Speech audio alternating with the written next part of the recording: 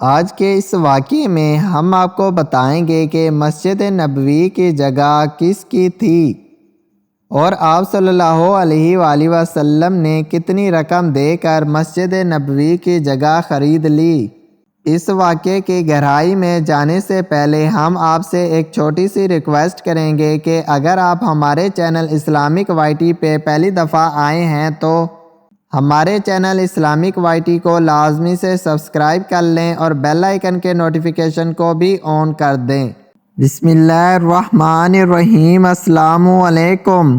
وہ جگہ جہاں پر حضور نبی کریم علیہ السلام کی اونٹنی بیٹھی تھی وہ بنی مالک بن نجار کے ضعفہ بن عمر کے دو یتیم لڑکوں ساحل اور سہیل کی کھجوریں سکھانے کی جگہ تھی، جو کہ مفاز بن افرا کے زیر پرورش تھے۔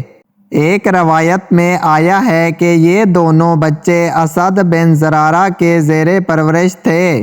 حدیث کی کتابوں میں آیا ہے کہ حضور علیہ السلام نے فرمایا، اللہ تعالیٰ نے مجھے حکم فرمایا ہے کہ حضرت موسیٰ علیہ السلام کے عرش کی مانند میں ایک عرش بناؤں، یعنی چھت والا مکان جس کی اونچائی 7 گز سے زیادہ نہ ہو، اور اس گھر کی چھت کو لکڑی اور کھجور کے پتوں سے ڈھانپوں۔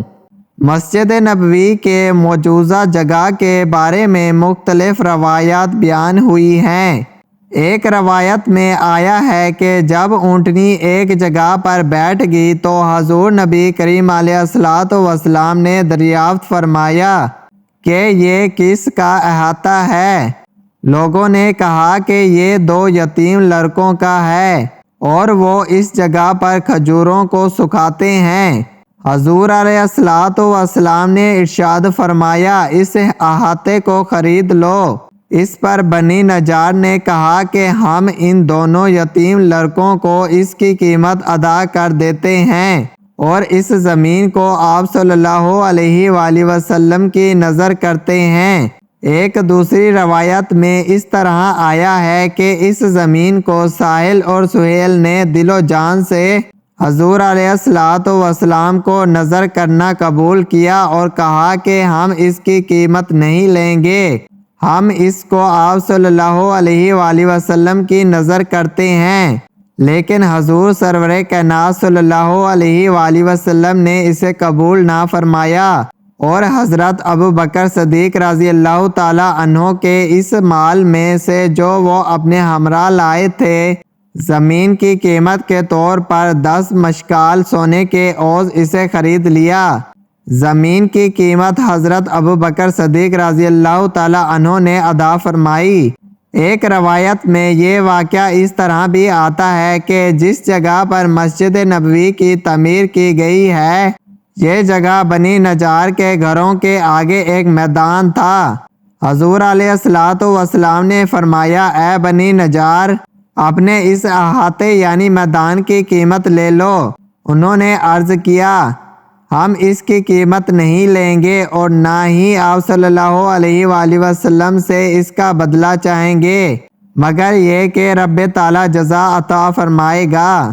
طبرانی نے اپنی روایت میں اس بات کا اضافہ کیا ہے کہ مسجد نبوی کے برابر ایک انصاری کا مکان تھا۔ حضور نبی کریم علیہ السلام نے اس انصاری کو اشارہ فرمایا اور اسے اختیار دیا کہ کیا یہ ممکن ہے کہ تم اپنی زمین اس کے ٹکڑے کو اس جگہ کے عوض و فروخت کر دو جو تجھے رب تعالیٰ جنت میں عطا فرمائے گا، تاکہ میں مسجد کو وسیع کر سکوں۔